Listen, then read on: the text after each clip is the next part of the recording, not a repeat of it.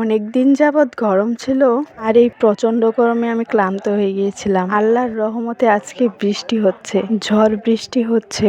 আসসালামু আলাইকুম, আমি নাদিয়া ইসলাম চলে আসলাম আর একটা নতুন ব্লগ নিয়ে। প্রচন্ড রকমের ঝড় বৃষ্টি হওয়ার পর চলে আসলাম আমাদের খাল পাড়ের দিকে এসে তো আমি পুরাই অবাক, কারণ পুরা খাল পানিতে ভরে গেছে। অনেকদিন যাবৎ যেহেতু প্রচন্ড রোদ ছিল তাই খালগুলিও শুকিয়ে গিয়েছিল। মনে হচ্ছিল যে খরা হয়েছে, এরকমটা হয়েছিল খালগুলো। আর মাত্র একদিনের বৃষ্টির কারণে ভরে গেছে পুরা খালগুলো।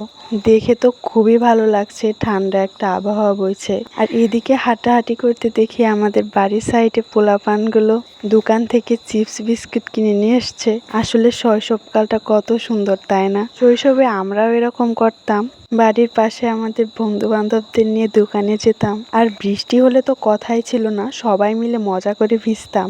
এখন আর এই দিনগুলো ফিরিয়ে আসবে না। এই দিনগুলোকে এখন খুবই মিস করছি। বড় হওয়ার সাথে সাথে শৈশবকালের অনেক স্মৃতি ফেলে রেখে এসেছি।